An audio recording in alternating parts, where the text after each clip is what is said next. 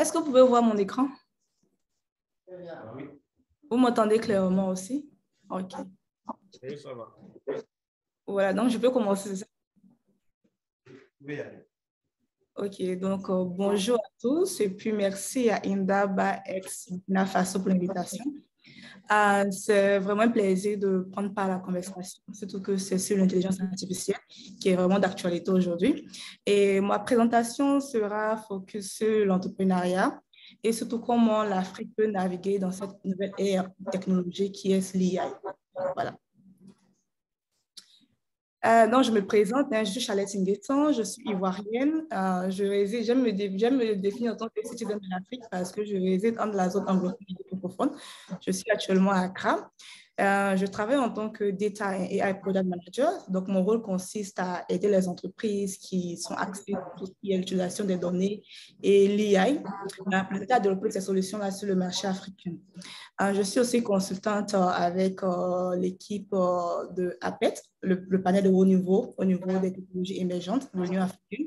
Donc, du coup, actuellement, je suis en charge d'un des piliers qui constitue aussi le tout, au fait, au niveau de la stratégie continentale de l'IA, qui sera effectivement soumise aux pays membres de l'UIA. Je suis également cofondatrice de la startup Base Group. Donc, on a développé une solution Base API. Je pense qu'au cours de la présentation, je vais aborder cette partie-là en tant que cas d'utilisation en fait, au niveau de tout ce qu'on peut faire avec l'IA. À l'intelligence artificielle, d'abord, je pense que Dr Moïse a donné une certaine clarité au niveau de ce qu'est l'intelligence artificielle. Donc, voilà, je disais que Dr Moïse a vraiment apporté une clarité au niveau de l'intelligence artificielle. Et donc, du coup, pour cette présentation, je pense que je vais essayer de briefer un peu ce qu'il a dit. On sait déjà très bien ce que l'IA et tout. C'est vrai qu'auparavant, il y a eu cette peur-là derrière les solutions IA. C'était plus la crainte au niveau des pays africains aussi, tout, de se dire, bon, il y a une technologie aussi, pas dit violente, mais la manière dont les médias communiquaient, c'était effrayant. Aujourd'hui, lorsque tu pousses sur la recherche, tu comprends vraiment ce qui est derrière l'IA, tu comprends vraiment l'IA en tant que tel. Vraiment, c'est un outil comme toute technologie qui est un peu plus avancé, qui va permettre de développer encore plus de solutions pour pour notre marché africain. Et on remarque que dans la plupart des investissements qui ont été faits, les investissements les plus élevés en question de 2013 en 2022 sont dans les pays qui, bon, quand tu regardes la liste, on ne voit pas de pays africains.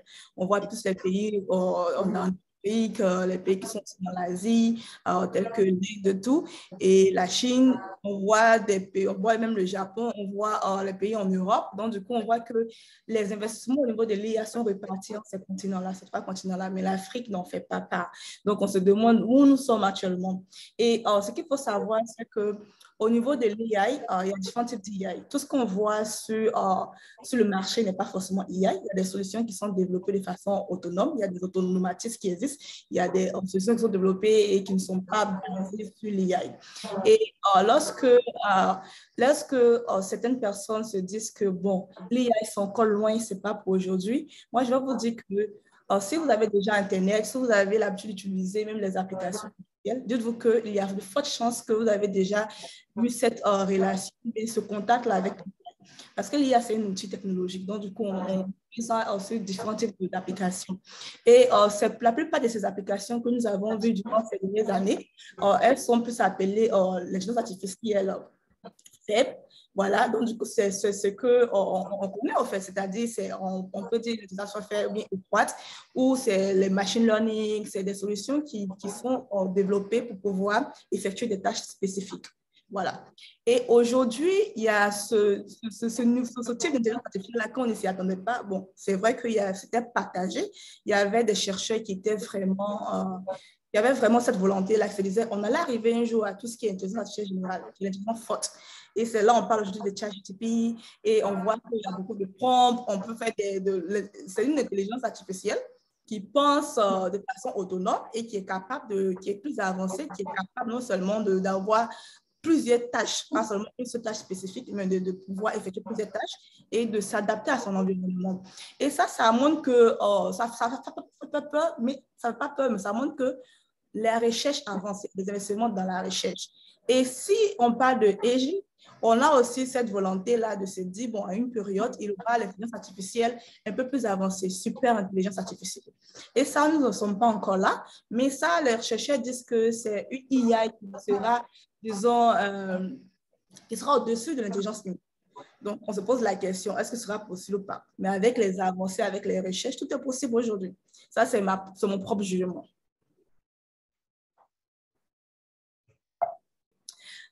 Pour cette seconde partie, la question que je me pose, la question que je souhaite aborder, c'est sur vraiment, est-ce que l'Afrique représente une opportunité de marché pour l'IA? C'est vrai que, comme on a dit auparavant dans le slide précédent, l'Afrique ne va pas partir des pays, des continents, pardon, qui investissent dans l'IA, en fait. Mais quand même, il y a des pays africains qui essaient de se démarquer. C'est-à-dire, on voit l'Afrique du Sud, on voit le Kenya, on voit l'Égypte. Il y a des pays qui essaient vraiment de se démarquer, non seulement avec des investissements, mais aussi avec des partenariats avec des fournisseurs de cloud, voilà, qui sont installés sur ces pays, dans ces pays-là. Et il y a aussi cette volonté-là de définir des stratégies nationales au niveau de l'IA. Comme Dr Moïse avait souligné, il avait souligné même que le Bénin aussi avait fait une stratégie. Donc, il y a des pays qui essayent de stimuler en fait, ce marché-là. Mais il faut savoir que l'Afrique, comme on le dit tout le temps, toute opportunité, tout problème d'un Africain représente une opportunité de marché, n'est-ce pas? C'est-à-dire en Afrique, on fait partie, on est le second continent le plus large après l'Asie, effectivement. Mais on rencontre tellement de problèmes dans différents domaines que ça pose à la réflexion.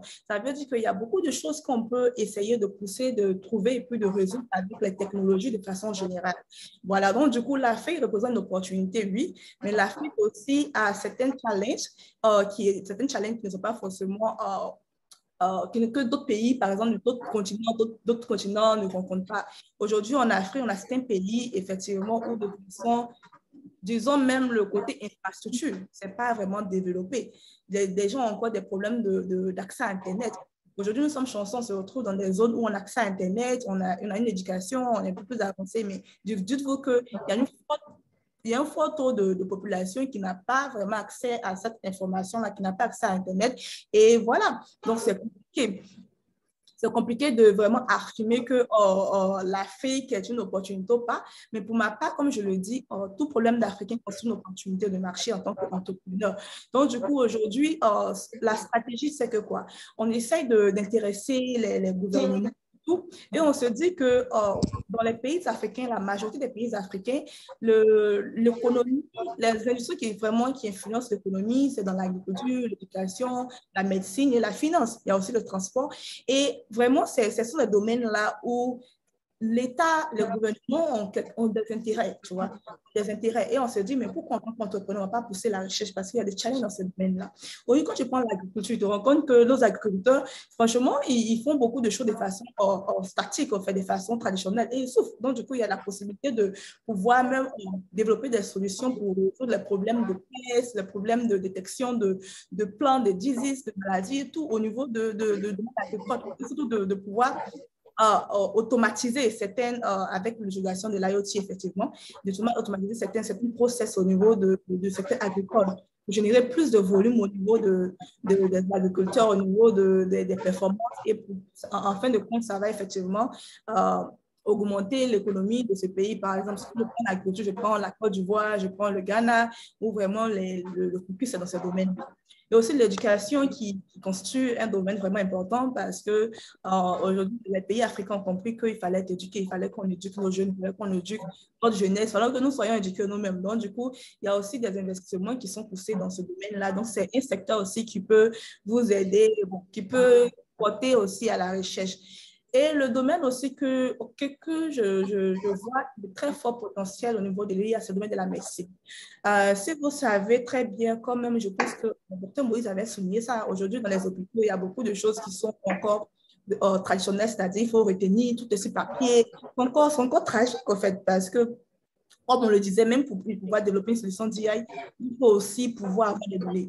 Mais si déjà on a des complications même pour pouvoir avoir ces données-là, ces données-là existent effectivement, mais pour pouvoir les traiter, il y a des complications parce qu'elles ne sont pas faciles à traiter. Elles sont difficiles à appuyer dans certaines zones. Donc, du coup, c'est compliqué d'avoir ces données-là. Donc, c'est un problème, effectivement. Et ce qu'on voit autour de nous, dans les autres pays développés, c'est qu'aujourd'hui, la médecine est très avancée parce qu'ils ont su utiliser, ils ont su avoir cette intention-là de pouvoir utiliser la technologie comme solution pour ces domaines-là. Et aussi le domaine de la finance, qui est un domaine, quand on parle d'argent, qui aime l'argent, tout le monde aime l'argent. Quand tu vas parler d'argent, tu vas attirer des regards et tout. Et dans le domaine de la finance, il y a beaucoup de challenges aussi. Quand on parle d'accès aux services financiers, on parle d'inclusion et tout, c'est des challenges qui existent. On parle de sécurité, c'est des challenges qui existent. On parle de crédit scoring, on parle de prêts bancaires, il y a tellement d'opportunités dans ce domaine, effectivement. Et ça demande aussi la richesse, ça demande aussi une certaine peut-être connaissance du domaine. Une certaine connaissance du domaine. Donc, ce sont ces différents domaines-là que vraiment j'invite vraiment le public, j'invite vraiment les participants, ces personnes-là qui ont participé aux hackathons, de pouvoir aussi s'avancer dans ces domaines-là pour voir comment on peut identifier des problématiques vraiment qui représentent des challenges pour nous, les Africains, comment résoudre ces problématiques-là avec l'utilisation de l'IA. Au niveau des finances, je vais prendre le cas de ce que nous avons fait avec notre solution Base API. C'est un API, effectivement. Donc, du coup, cette solution a été développée, c'est une API, comme je disais, qui a été développée avec l'utilisation de la reconnaissance faciale. Et l'objectif, effectivement, c'était de cibler le marché de la finance des entreprises financières. Mais ces entreprises-là font ce qu'on appelle la connaissance du client. Je crois qu'en anglais, c'est EKYC. KYC, voilà, la connaissance du client, et ça demande de vérifier l'identité de ton client avant de pouvoir accéder à tes services. Et on s'est rendu compte que beaucoup de gens n'avaient pas vraiment accès à ces services-là parce que ces gens n'étaient pas forcément dans des zones où on pouvait avoir accès à une agence et puis déposer ses documents, procéder à un virement bancaire. Il y avait aussi le problème de sécurité. Parce que la sécurité représente un problème au niveau de tout ce qui est solution bancaire. Donc, il y a ce volet-là de se dire, bon, on veut pouvoir accompagner ces entreprises-là, fournir ces services-là à distance, mais le volet sécurité, comment on s'y prend? Donc, du coup, avec mon équipe, en 2018, nous avons lancé notre startup, nous avons démarré le développement du produit. En ce moment, à cette période-là, c'est vrai que l'IA, ça depuis longtemps, mais au niveau du marché local, c'était encore un sujet un peu, je n'ai pas dit tabou, mais ce n'était pas un sujet aussi avancé. Ce n'était pas aussi d'intérêt comme aujourd'hui, comme ChatGPT, un peu, voilà, tout le monde essaie de s'accrocher, mais ce n'est pas comme aujourd'hui, vraiment, il y avait l'intérêt en fait sur cette technologie-là. Donc, du coup, nous avons poussé la recherche, nous avons développé cette API-là, et notre solution donnait accès à deux types de vérification. Vous voyez sur l'image ici, la première vérification qui n'était pas établi par nous, c'est-à-dire qu'on travaille avec un third party, c'est au niveau de la vérification de la pièce d'identité. Et ça, ce n'était pas développé par l'API, mais c'était on pluguait avec un autre API. Donc, du coup, nous, ce qu'on fournissait, c'était ces deux types de vérification. Le live detection, c'est la détection réelle, qui permet d'identifier si l'individu devant sa caméra, c'est un humain, c'est Charlotte, je suis vivante, je ne suis pas une photo, je ne suis pas un robot et tout. Et la deuxième vérification qui consistait à faire le face matching, c'est-à-dire on essayait ce qu'on faisait, c'est qu'on comparait la personne devant la caméra avec la photo sur ses documents fournis, c'est-à-dire son passeport, sa pièce d'identité, son permis de conduire, ça dépend de ce que et c'est ce que nous faisions avec les entreprises. Et on fournissait les données directement aux entreprises, on ne les sauvegardait pas pour éviter les questions de privacy. Et ça, effectivement, comme vous le voyez, c'est un cas d'utilisation au niveau de la finance, mais au fil du temps, on s'est rendu compte que ce type de solution même pouvait être utilisé au niveau de l'éducation avec le e-learning qui était devenu disons, c'était devenu vraiment populaire durant COVID, la période de COVID, c'est vraiment populaire.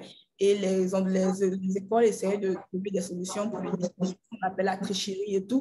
Donc, il y avait des cas d'utilisation qui sont développés dans d'autres domaines, même au niveau de la santé, tout, avec cette solution-là. Et ça aussi, aujourd'hui, on a beaucoup d'entreprises qui utilisent des solutions basées sur la reconnaissance faciale.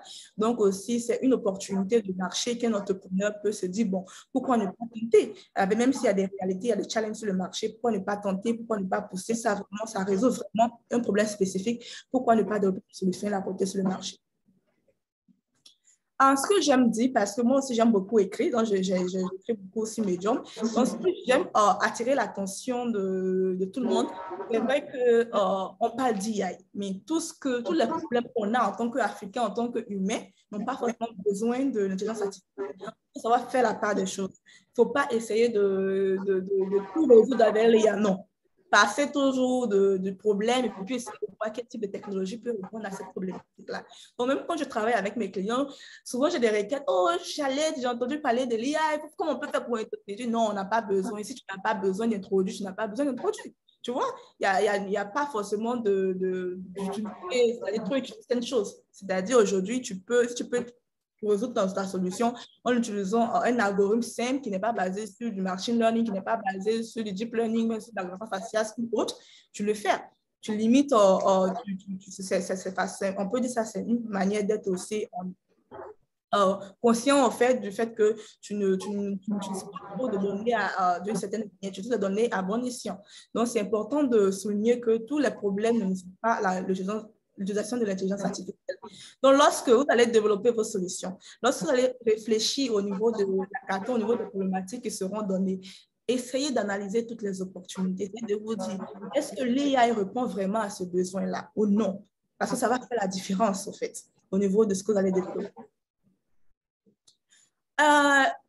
Je crois que ça, c'est la dernière partie de ma présentation, c'est comment développer des solutions d'IA responsables. Parce qu'on n'en parle pas beaucoup. Je me souviens que lorsque nous avons commencé nos startups en 2018, il y avait beaucoup de questions, de questions qui étaient vraiment des questions intelligentes, parce que ce sont des questions qui devaient se poser au niveau de la détection de la peau noire, parce qu'il y a eu beaucoup de systèmes d'IA qui ont été, de systèmes de reconnaissance faciale qui ont été discriminants, parce que ces solutions ne pouvaient pas vraiment déterminer une personne qui était foncée. Et c'était réel, même les grandes organisations avaient développé ça. Donc, la question était vraiment la bienvenue, la question était vraiment réelle.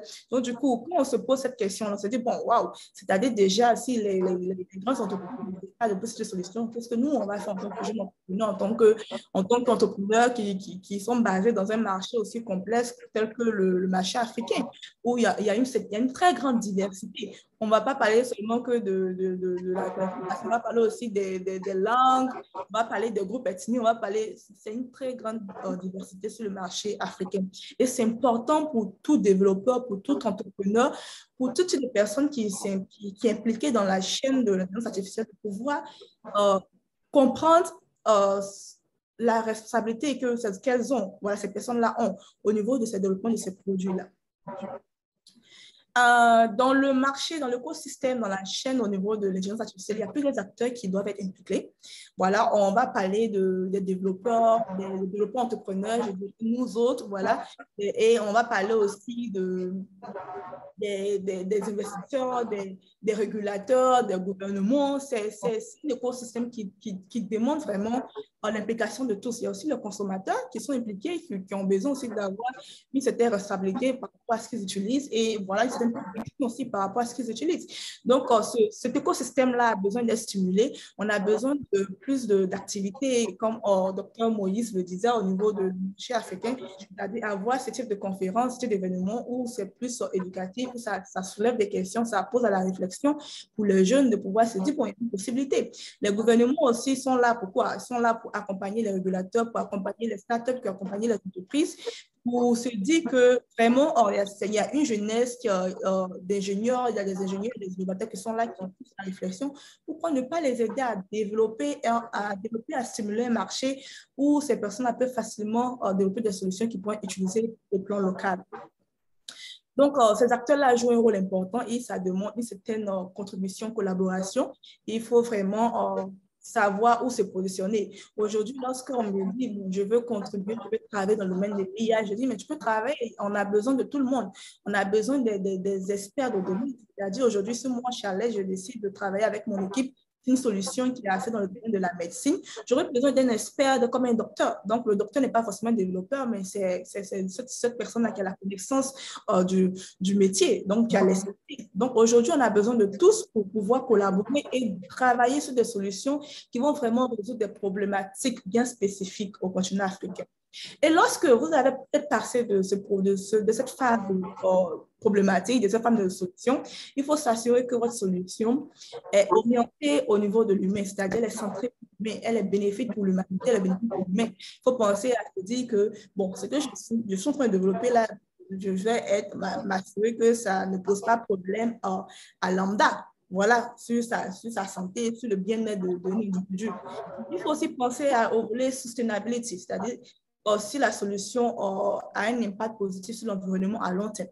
C'est vrai qu'il y a des solutions qui sont développées, on se dit, bon, on va développer cette solution-là, et puis après, on fait, disons, on vend la solution, et puis on fait une autre start-up et tout. Mais même si tu développes cette solution-là, moi, j'invite vraiment les jeunes entrepreneurs à penser aussi à long terme, se dire, bon, en développant cette solution-là, même si je ne suis plus porteur du projet, bien porteuse du projet, dans 5 à 10 ans, j'espère que voilà, je design ma solution de telle sorte que ce soit toujours bénéfique et ce n'est pas un impact négatif sur l'environnement et sur la société. Donc, c'est le volet sustainability. Il y a le volet privacy et security qui demande à ce qu'on s'assure que même lorsqu'on collecte les données, on s'assure que les personnes qui nous donnent accès à la donnée sont conscientes de ce qu'elles font. C'est-à-dire aujourd'hui, on n'encourage pas ce type de policy, c'est-à-dire la politique qu'on voit souvent sur des softwares où on dit NES, NES, NES, on ne dit plus ça. Aujourd'hui, on prend le temps de lire, on encourage l'utilisateur à savoir pourquoi je donne mes données vont être utilisées pourquoi. Donc, du coup, il y a cette responsabilité-là qui est importante et qui demande aussi aux développeurs, aux développeurs, aux entrepreneurs d'avoir une politique interne au niveau de comment ils développent des solutions-là.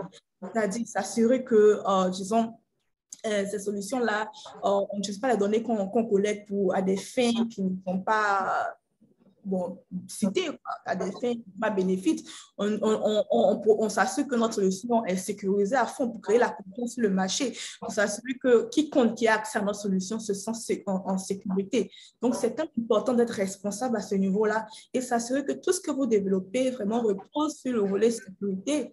Et voilà, il y a le côté fairness et inclusiveness qui cible le marché africain. Comme je disais auparavant, notre marché est full de diversité.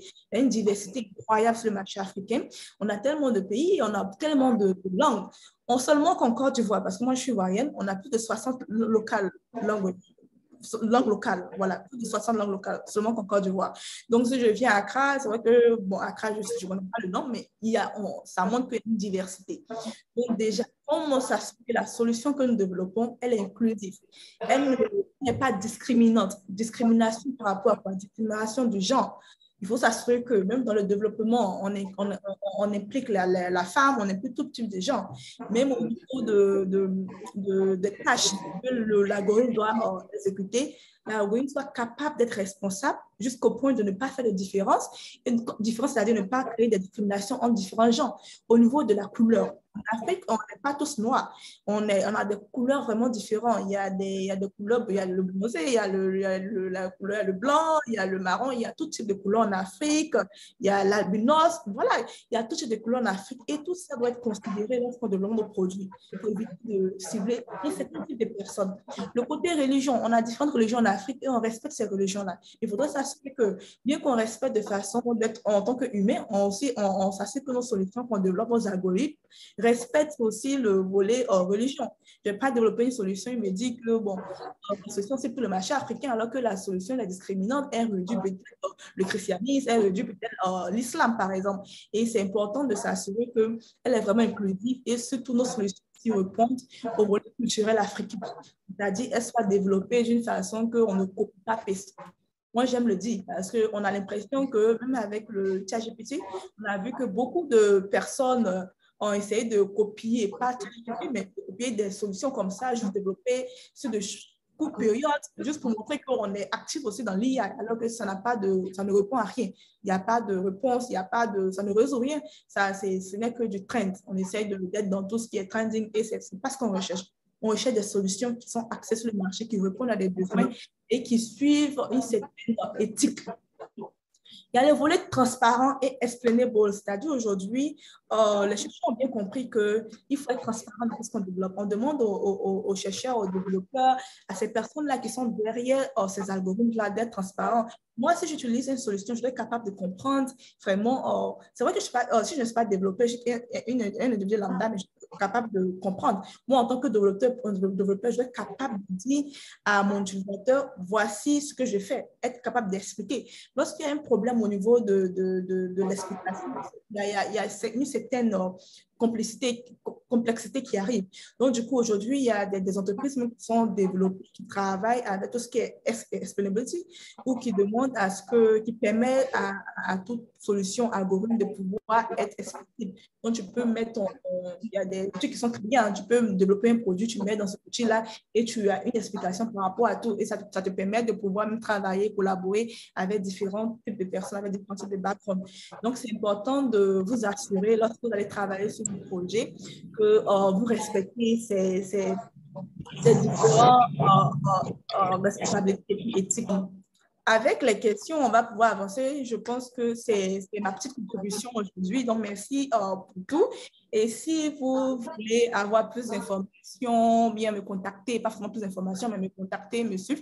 J'ai mis quelques contacts ici. J'espère que ça va pouvoir se faire.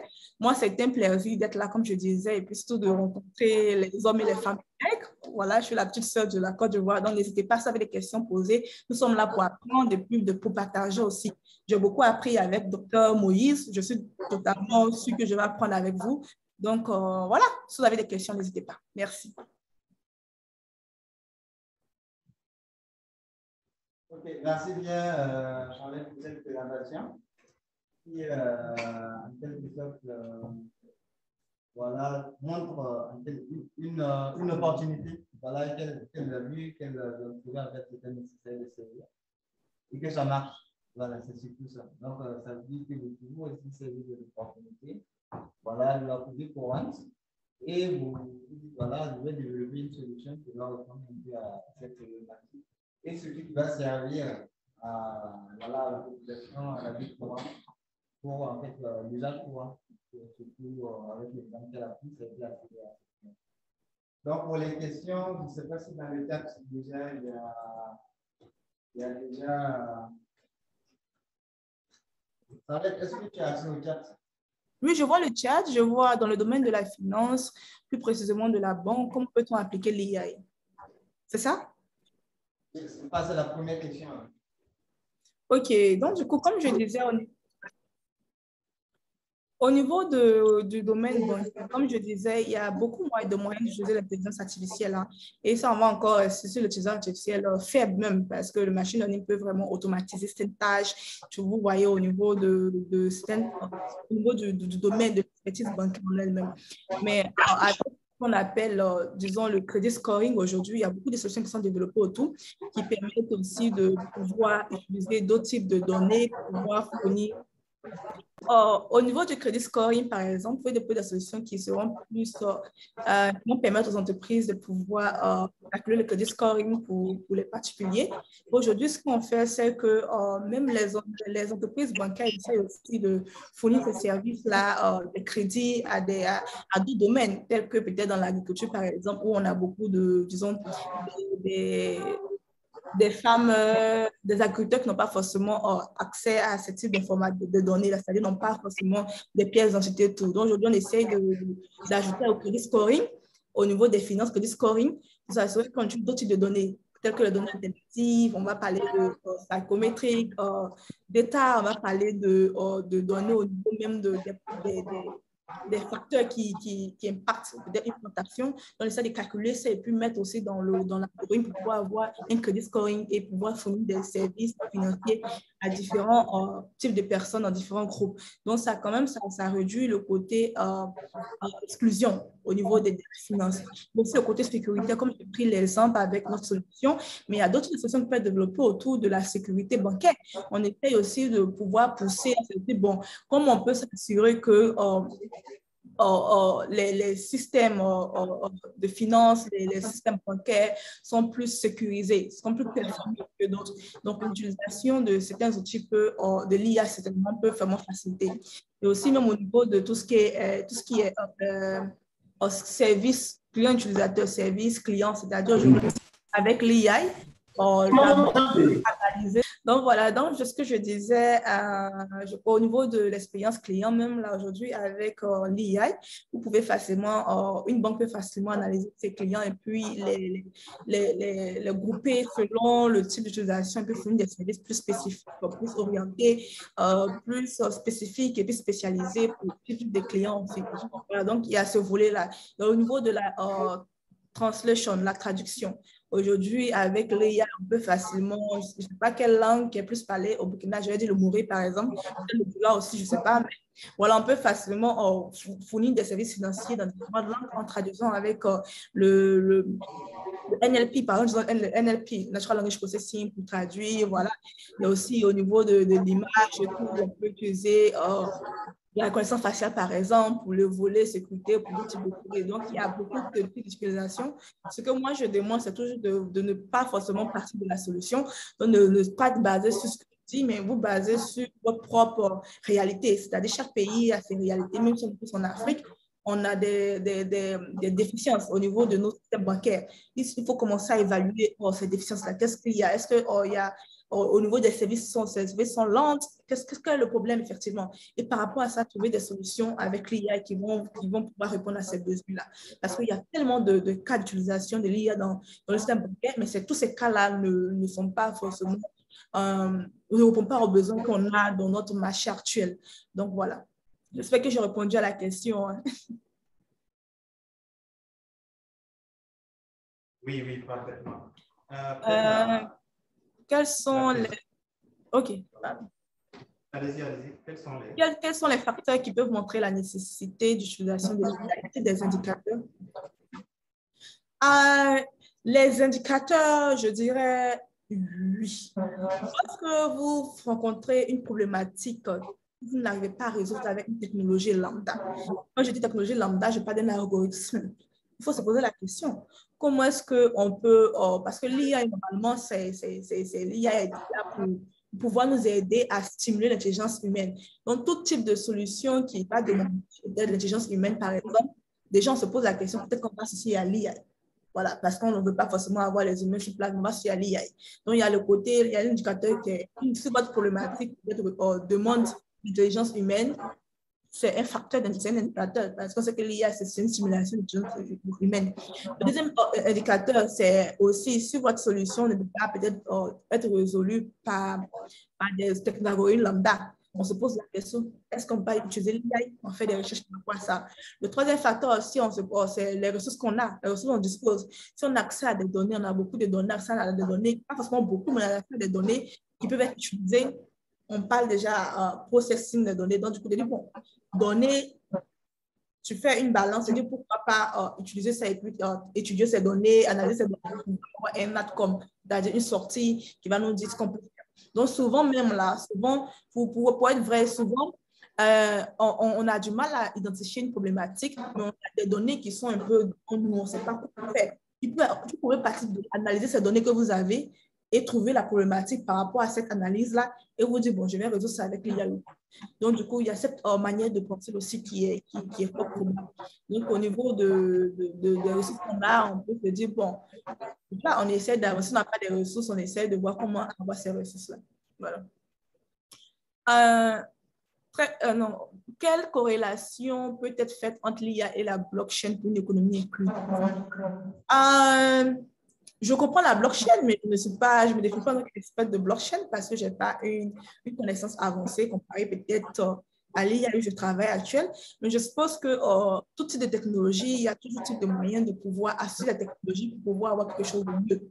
Donc, dans cette logique-là, je ne sais pas quel type de d'utilisation vous voulez faire avec la blockchain, si c'est peut-être une question de traçabilité. Par exemple, si vous voulez faire sur un marché agricole, au sein de la supply chain, vous voulez vous assurer que disons, vous pouvez tracer le chaos du planteur aux fournisseurs, par exemple, avoir une traçabilité, vous utilisez le blockchain, par exemple, vous pouvez essayer de voir comment l'IA aussi peut supporter cette technologie-là, peut-être au niveau de la collecte des informations, au niveau de l'analyse des informations-là, au niveau de la compréhension. Il y a une certaine manière de pouvoir associer différentes technologies, comme on le fait avec l'IoT, où on utilise l'IA dans l'IoT, l'IA dans la robotique. Voilà.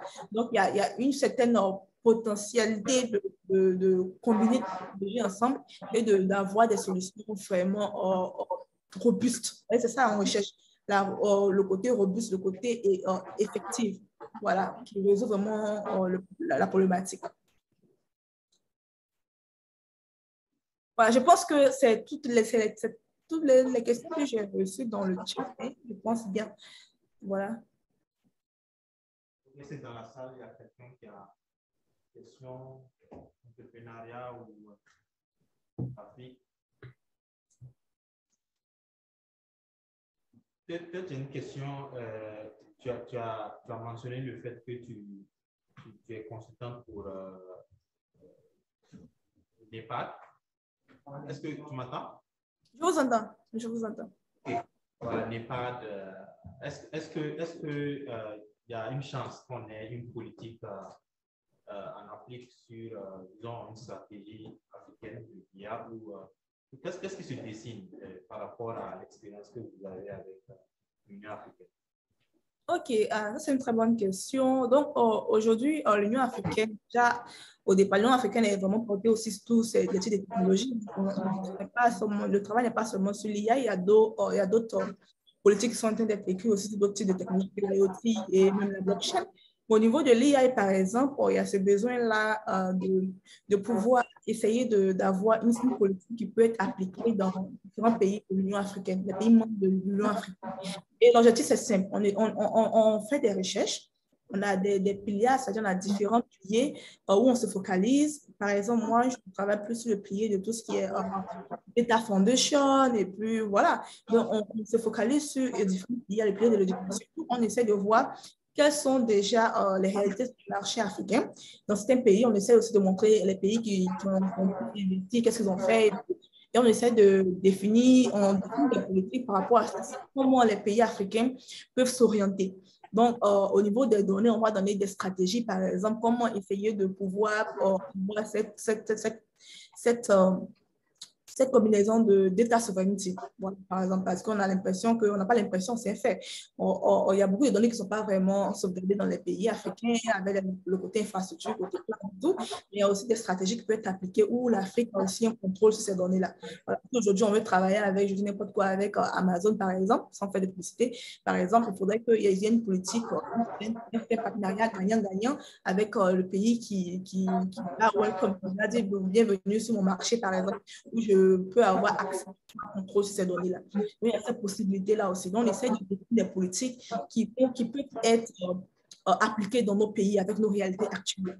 Et c'est cette stratégie continentale-là est toujours en révision. On a fait le premier brouillon, comme on a soumis dans sa révision. Il y aura une deuxième partie qui est plus aussi pour finaliser le document. Et cette stratégie-là sera déposée au niveau des gouvernements. Là, ce n'est pas moi, je suis responsable de ça, mais c'est l'APET, le NEPAD. Donc, du coup, ce n'est pas déposé dans les pays membres de l'UE et sera révisé par ces pays membres-là. Donc, ces pays vont dire, ça sera un peu comme la convention la bouche, je pense, où au niveau des data protection, il y a des pays qui ont signé directement par rapport à ça. Ces pays-là se sont reconnus directement et ont voulu vraiment commencer à être actifs au niveau de tout ce qui est data protection. Voilà, donc ce sera pareil. Alors, il y aura des pays qui vont dire, bon, nous, on voit des limites de tout, et puis voilà, on peut adapter comme ci, comme ça. Et par la suite, il y aura une phase d'application, une phase d'exécution qui sera exécutée s'il y a besoin s'il y a besoin d'une autre stratégie qui doit être développée, il y aura cette phase-là. Mais pour le moment, nous sommes à la phase où on est focalisé sur la stratégie en elle-même qui va être partagée dans tous les pays de l'UE. Je pense que le Burkina en fait partie. Voilà, je prends mes données. Voilà, donc du coup, je pense que normalement, on espère que chaque pays membre de l'UE aura accès à cette stratégie-là avant même que ce soit rendu public. Merci. D'autres questions, quelqu'un? Non? En ligne, je dirais une question. Blockchain et. Oui, il a déjà. Elle a déjà. À la fin, est-ce qu'il y a des questions? Ali, si vous avez des questions, vous pouvez voilà, activer votre micro pour parler ou bien vous mettez ça dans le chat.